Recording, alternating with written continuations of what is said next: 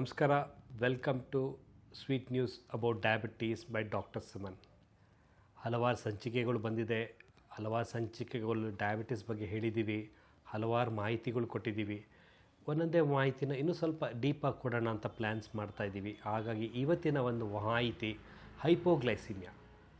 ಗೊತ್ತಾ ಹೈಪೋಗ್ಲೈಸಿಮಿಯಾ ಅಂದರೆ ಏನು ಅಂತ? Low sugar. ಎಲ್ಲರೂ ಬಂದು ನನಗೆ ಹೇಳೋದಿಷ್ಟೇ, ನಾನು ಮಾತ್ರೆ ಬರ್ಕೊಟ್ಟ ಮೇಲೆ ಮಾತ್ರೆಗಳು ತೊಗೊಂಡಾದ್ಮೇಲೆ ಅಯ್ಯೋ ಡಾಕ್ಟರ್ ನನಗೆ ಲೋ ಶುಗರ್ ಆಗೋಯ್ತು, ಶುಗರ್ ಕಮ್ಮಿ ಆಗೋಯ್ತು ಅಂತ ಬಂದು ಹೇಳ್ತಿರ್ತಾರೆ. ಬಟ್ ಹೈಪೋಗ್ಲೈಸಿಮಿಯಾ ಅಂದರೆ ಏನು, ಯಾಕೆ ಬರುತ್ತೆ ಅನ್ನೋದನ್ನು ತಿಳ್ಕೊಳ್ಳೋದು ತುಂಬ ಇಂಪಾರ್ಟೆಂಟ್. ಯಾಕೆಂದರೆ ತಿಳ್ಕೊಂಬಿಟ್ರೆ ನೀವು ಆವಾಗವಾಗ ನೀವು ಅದನ್ನು ಮಾನಿಟರ್ ಮಾಡ್ಬೋದು, ಕಂಟ್ರೋಲ್ ಮಾಡ್ಬೋದು, ಆಗದೇ ಇರೋಂಗೆ ನೋಡ್ಕೊಬೋದು.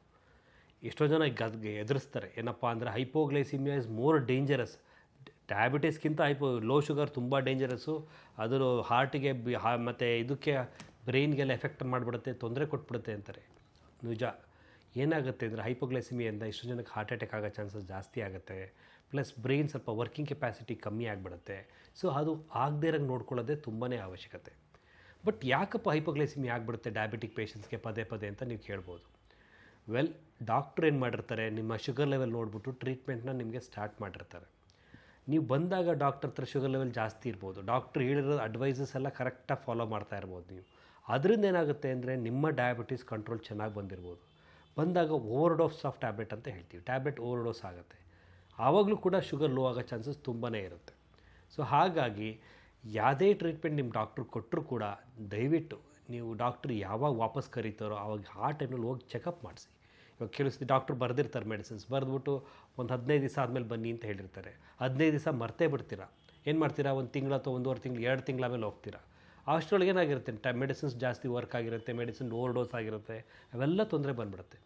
ಸೊ ಹಾಗಾಗಿ ನಿಮ್ಮ ಡಾಕ್ಟ್ರು ಯಾವಾಗ ನಿಮಗೆ ಬರೋಕ್ಕೆ ಹೇಳಿರ್ತಾರೋ ದಯವಿಟ್ಟು ಅವಾಗ ಹೋಗಿ ಕನ್ಸಲ್ಟ್ ಮಾಡಿ ನಿಮ್ಮ ಶುಗರ್ ಲೆವೆಲ್ ನೋಡಿಕೊಂಡು ಅವರೇ ಡೋಸ್ನ ಕಮ್ಮಿ ಮಾಡ್ತಾರೆ. ಇನ್ನೊಂದು ಕಾಮನ್ನಾಗಿ ಮಾಡ್ತಾರೆ, ಡಯಾಬಿಟೀಸ್ ಅಂತ ಗೊತ್ತಾಗಿರುತ್ತೆ, ಮೆಡಿಸಿನ್ ಸ್ಟಾರ್ಟ್ ಮಾಡಿರ್ತಾರೆ, ಎಕ್ಸಸೈಸ್ ಆ್ಯಕ್ಟಿವಿಟಿ ಮಾಡಿ ಅಂತ ಹೇಳಿರ್ತಾರೆ. ಏನು ಮಾಡ್ತಾರೆ, ಎಕ್ಸಸೈಸ್ ಆ್ಯಕ್ಟಿವಿಟಿ ಓವರಾಗಿ ಮಾಡೋಕ್ಕೆ ಸ್ಟಾರ್ಟ್ ಮಾಡಿಬಿಡ್ತಾರೆ. ವಾಕ್ ಮಾಡೋದು, ರನ್ ಮಾಡೋದು, ಪ್ರತಿಯೊಂದು ಮಾಡೋಕ್ಕೆ ಸ್ಟಾರ್ಟ್ ಮಾಡಿಬಿಡ್ತಾರೆ. ಆವಾಗ ಏನಾಗುತ್ತೆ, ಇಂಡೈರೆಕ್ಟಾಗಿ ಬ್ಲಡ್ ಶುಗರ್ ಲೆವೆಲ್ ಡ್ರಾಪ್ ಆಗ್ತಾ ಬಂದುಬಿಡುತ್ತೆ. ಮೆಡಿಸಿನ್ ಜೊತೆಗೂ ಇರುತ್ತೆ, ಅದಕ್ಕೂ ಡ್ರಾಪ್ ಆಗ್ತಾ ಇರುತ್ತೆ. ಸೊ ಹಾಗಾಗಿ ಅವರು ಏನಾಗುತ್ತೆ ಅಂದರೆ ಏನು ತಿಂದಾಗೆ ವಾಕಿಂಗ್ ಹೋದಾಗ ಅಥವಾ ಗ್ಯಾಪ್ ಜಾಸ್ತಿ ಮಾಡ್ಕೊಂಡು ವಾಕ್ ಮಾಡಿದಾಗ ಶುಗರ್ ಡ್ರಾಪ್ ಆದಾಗ ಹೈಪೋಗ್ಲೈಸಿಮಿಯಾ ಆಗಿಬಿಡುತ್ತೆ. ಹೈಪೋಗ್ಲೈಸಿಮಿಯಾ ಅಂದರೆ ಲೋ ಶುಗರ್ ಅಂದರೆ 50ರಿಂದ 60ಕ್ಕೆ ಆ ಬ್ಲಡ್ ಶುಗರ್ ವ್ಯಾಲ್ಯೂಸ್ ಇದ್ದಾಗ ಬಾಡಿ ತುಂಬಾ ಸ್ವೆಟ್ಟಿಂಗ್ ಆಗೋದು, ಕೈಕಾಲು ನಡಗೋದು, 2 ನಿಮಿಷನೂ ಕೂತ್ಕೊಳ್ಳೋಕ್ಕಾಗಲ್ಲ, ಏನೋ ತಿನ್ನಲೇಬೇಕು ಅನಿಸ್ಬಿಡುತ್ತೆ. ಅದಕ್ಕೆ ಹೈಪೋಗ್ಲೈಸಿಮಿಯಾ ಅಂತ ನಾವು ಹೇಳ್ತೀವಿ. ಹೈಪರ್ಗ್ಲೈಸಿಮಿಯಾ ಶುಗರ್ ಜಾಸ್ತಿ ಆದಾಗ ಗೊತ್ತೇ ಆಗೋಲ್ಲ, ಚೆಕ್ ಮಾಡಿದಾಗೆ ಗೊತ್ತಾಗೋದು. ಹೈಪೋಗ್ಲೈಸಿಮಿಯಾ ತಡೆಯೋಕ್ಕೂ ಆಗೋಲ್ಲ, ಈಸಿಯಾಗಿ ಕಂಡು ಹಿಡಿದ್ಬಿಡ್ಬೋದು. ಬಟ್ ಹಂಗೆಲ್ಲ ನೋಡ್ತಿದ್ದಾಗ ನೀವು ಶುಗರ್ ಚೆಕ್ ಮಾಡಿದಾಗೂ ಗೊತ್ತಾಗ್ಬಿಡುತ್ತೆ. ನಿಮ್ಮ ಗ್ಲೂಕೋಮೀಟ್ರಲ್ಲಿ ಶುಗರ್ ಚೆಕ್ ಮಾಡಿದ್ರೆ 50 ಅಥವಾ 30 ಅಥವಾ 40 ಆ ರೇಂಜಲ್ಲಿ ಸಿಗುತ್ತೆ.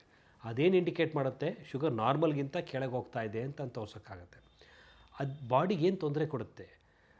ಸ್ವಲ್ಪ ಶುಗರ್ ಕಮ್ಮಿ ಆದರೆ 50, 60 ಆದರೆ ಅಂತ ನಿಮಗೇನು ಸ್ವಲ್ಪ ಸುಸ್ತಾಗ್ಬೋದು, ಬೇರೆ ಏನು ತೊಂದರೆ ಕೊಡದೇ ಇರ್ಬೋದು. ಬಟ್ ಏಕ್ದಮ್ 30, 20 ಕೇಳಿದ್ಬಿಟ್ರೆ ಅವ್ರು ಅನ್ಕಾನ್ಷಿಯಸ್ ಆಗಿಬಿಡ್ತಾರೆ, ಅಂದರೆ ಪ್ರಜ್ಞೆ ತಪ್ಪಿಟ್ಟಾಗ ಅವ್ರಿಗೆ ಯಾರು ಏನೂ ಮಾಡೋಕ್ಕಾಗಲ್ಲ, ಹಂಗೆ ಕಷ್ಟ ಆಗಿಬಿಡುತ್ತೆ. ಅವ್ರಿಗೆ ಎಬ್ಬರ್ಸೋಕ್ಕಾಗಲ್ಲ, ಇದು ಮಾಡೋಕ್ಕಾಗಲ್ಲ, ತಿನ್ಸೋಕ್ಕಾಗಲ್ಲ. ಅವಾಗ ಡ್ರಿಪ್ಸ್ ಕೊಟ್ಟೆ, ಶುಗರ್ ಡ್ರಿಪ್ಸ್ ಕೊಟ್ಟುಬಿಟ್ಟೆ, ಈ IV ಡ್ರಿಪ್ಸ್ ಅಂತೀವಲ್ಲ, ಡ್ರಿಪ್ಸ್ ಕೊಟ್ಟು ಅವ್ರ ಬ್ಲಡ್ ಶುಗರ್ನ ಜಾಸ್ತಿ ಮಾಡಬೇಕಾಗತ್ತೆ. ಸೊ ಹಾಗಾಗಿ ಹೈಪೋಗ್ಲೈಸಿಮಿಯಾ ಬಗ್ಗೆ ತಿಳ್ಕೊಂಡ್ರೆ ನಿಮ್ಗೇನಾದ್ರು ಲೋ ಆಗುತ್ತೆ ಅಂತ ಗೊತ್ತಾದಾಗ ನಿಮ್ಮ ಡಾಕ್ಟರ್ ಹತ್ರ ಹೋಗಿ ಅವ್ರ ಹತ್ರ ನೀವು ಡೋಸೇಜ್ನ ಅಡ್ಜಸ್ಟ್ ಮಾಡಿಕೊಂಡು ಮೆಡಿಸಿನ್ಸ್ನ ಕರೆಕ್ಟಾಗಿ ಫಾಲೋ ಮಾಡಿ. ಹೈಪೋಗ್ಲೈಸಿಮಿಯಾ ಆದಮೇಲೆ ನಾವು ಏನು ಮಾಡಬೇಕು ಡಾಕ್ಟ್ರೇ ಅಂತ ನೆಕ್ಸ್ಟ್ ಕೇಳ್ತಾರೆ. ನಾವು ಹೇಳಿದಿಷ್ಟೇ, ಹೈಪೋಗ್ಲೈಸಿಮಿಯಾ ಆದಾಗ ತಕ್ಷಣ ಫಾರ್ ಎಕ್ಸಾಂಪಲ್ ನಿಮ್ಮ ಮನೇಲಿ ಬಿಸ್ಕೆಟ್ ಇರ್ಬೋದು ಅಥವಾ ಏನಾರ ಈ ಕಾಫಿ ಟೀ ಇರ್ಬೋದು, ಏನಿರುತ್ತೋ ಇಡ್ಲಿ ಮಾಡಿರೋದು ಇಡ್ಲಿ ಏನು ಸಿಗುತ್ತೋ ಕೈಗೆ ಒಂದು ಸ್ವಲ್ಪ ತಿಂದು 1 ಲೋಟ ನೀರು ಕುಡೀರಿ ಸಾಕು. ಬಟ್ ಎಷ್ಟೋ ಜನ ಏನು ಮಾಡ್ತಾರೆ, ಹೈಪೋಗ್ಲೈಸಿಮಿಯಾ ಆದಮೇಲೆ ಚೆನ್ನಾಗಿ ಸ್ವೀಟ್ ತಿಂದುಬಿಡ್ತಾರೆ. ದಯವಿಟ್ಟು ಆ ಥರ ಮಾಡೋಕ್ಕೆ ಹೋಗಬೇಡಿ.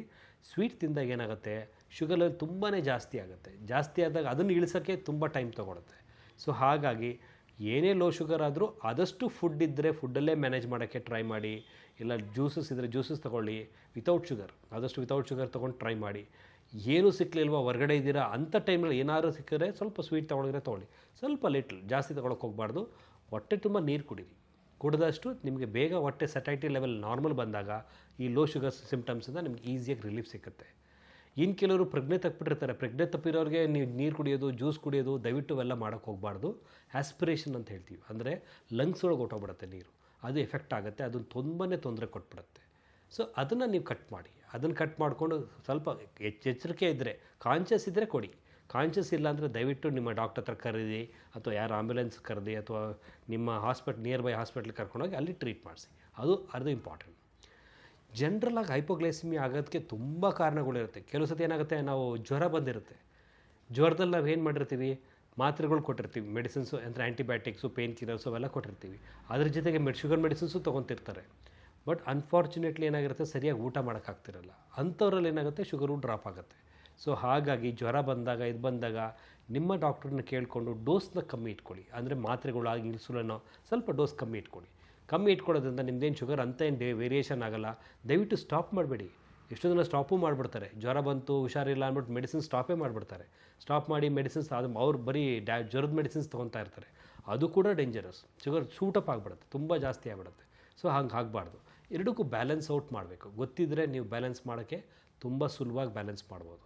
ಸೊ ಅದನ್ನೆಲ್ಲ ಮಾಡ್ತಾ ಇದ್ದರೆ ನೀವು ಲೋ ಶುಗರ್ ಆಗೋ ಚಾನ್ಸಸ್ ಜಾಸ್ತಿ ಕಮ್ಮಿ ಇರುತ್ತೆ. I told you last time, athletes ಸುಮ್ಮನೆ ಯಾವುದೋ ಒಂದು ದಿವಸ ವಾರದಲ್ಲಿ ಒಂದು ದಿವಸ ಚೆನ್ನಾಗಿ ಓಡ್ಬಿಡ್ತಾರೆ. ಆವತ್ತಿನ ದಿವಸ ಶುಗರ್ ಲೋ ಆಗಿಬಿಡುತ್ತೆ, ಡ್ರಾಪ್ ಆಗಿಬಿಡುತ್ತೆ. ಅಯ್ಯೋ ನಾನು ಶುಗರ್ ಡ್ರಾಪ್ ಆಯಿತು ಅಂತ ಮೆಡಿಸಿನ್ಸೇ ಕಮ್ಮಿ ಮಾಡಿಬಿಡ್ತಾರೆ. ಹಂಗೆ ಮಾಡೋದು ಬೇಡ.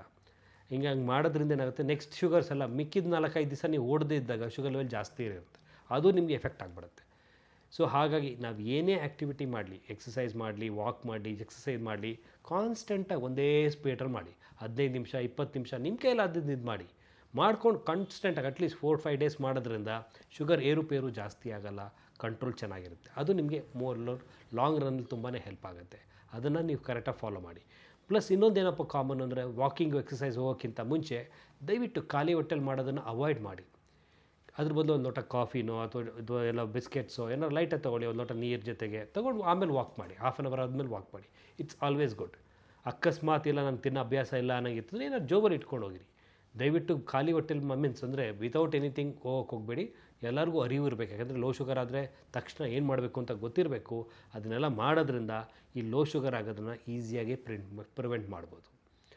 ಸೊ ಇವೆಲ್ಲ ತಿಳ್ಕೊಂಡಿದ್ದೀರಾ ಅಂದ್ಕೊಂಡಿದ್ದೀನಿ. ಅಕಸ್ಮಾತ್ ನಿಮಗೆ ಹೈಪೋಗ್ಲೈಸಿಮಿಯಾ ಬಗ್ಗೆ ಇನ್ನೂ ಏನಾರು ಮಾಹಿತಿ ಬೇಕಿತ್ತು ಅಂದರೆ any time we are always there. ನಾವು ಯಾವತ್ತು ಬೇಕಾದ್ರೂ ನಿಮ್ಗೆ ಎನಿ ಟೈಮ್ ಮಾಹಿತಿ ಕೊಡ್ತಾ ಬರ್ತೀವಿ. ಬಟ್ ಹೈಪೋಗ್ಲೈಸಿಮಿಯಾ ಆಗೋದಕ್ಕೆ ಜಾಸ್ತಿ ಕಾರಣ ಬರೋದು ಇನ್ಸುಲಿನ್ ಯೂಸರ್ಸ್ ಅಂತೀವಿ. ಇನ್ಸುಲಿನ್ ತೊಗೊಳ್ಳೋರಲ್ಲಿ ತುಂಬ ಕಾಮನಾಗಿ ಆಗುತ್ತೆ. ಯಾಕೆಂದರೆ ಇನ್ಸುಲಿನ್ ತೊಗೊಂಬಿಟ್ಟಿರ್ತಾರೆ, ಸರಿಯಾಗಿ ಫುಡ್ ತಿಂದಿರಲ್ಲ, ಅವ್ರಿಗೆ ಆಗಿಬಿಡುತ್ತೆ. ಕೆಲವೊಂದು ಮೆಡಿಸಿನ್ಸಲ್ಲೂ ಆಗುತ್ತೆ. ಸಲ್ಫರ್ನೆಲ್ಯೂರಿಯಾಸ್ ಅಂತ ಕರಿತೀವಿ. ಸ್ವಲ್ಪ ಸ್ಟ್ರಾಂಗರ್ ಡೋಸ್ ಯೂಸ್ ಮಾಡಿದಾಗ ಡ್ರಾಪ್ ಆಗಿಬಿಡುತ್ತೆ. ಸೊ ಹಾಗಾಗಿ ಅದ್ರ ಬಗ್ಗೆ ಅರಿವು ಮಾಡ್ಕೊಳ್ಳಿ, ತಿಳ್ಕೊಳ್ಳಿ. ಹೈಪೋಗ್ಲೈಸಿಮಿಯಾನ ಇಟ್ಸ್ ಸ್ವಲ್ಪ ಡೇಂಜರಸ್ಸೇ ಕಂಪ್ಯಾರಿಟಿವ್ಲಿ ಟು ಹೈಪರ್ಗ್ಲೈಸಿಮಿಯಾ. ಸೊ ಹಾಗಾಗಿ ಅದನ್ನು ರಿಯಲಾಗಿ ವಾಚ್ ಮಾಡೋದ್ರಿಂದ ಯಾರಿಗೂ ಏನು ಹೈಪೋಗ್ಲೈಸಿಮಿಯಾ ಆಗಲ್ಲ, ಪ್ರಾಬ್ಲಮ್ಸು ಬರೋಲ್ಲ. ಈಗ ಹೇಳ್ತಾ ನಾನು 2 ಮಾತು ಮುಗಿಸ್ತಾ ಇದ್ದೀನಿ. ಇನ್ ಕೇಸ್ ಎನಿ ಡೌಟ್ ಇತ್ತಂದರೆ ಎನಿ ಟೈಮ್ ನನಗೆ ಕಾಂಟ್ಯಾಕ್ಟ್ ಮಾಡಿ. Thank you. ಆರೋಗ್ಯ ಮಾಹಿತಿಯ ಇಂಥ ಮತ್ತಷ್ಟು ವಿಡಿಯೋಗಳಿಗಾಗಿ Vishwavani health YouTube channel subscribe ಮಾಡಿ.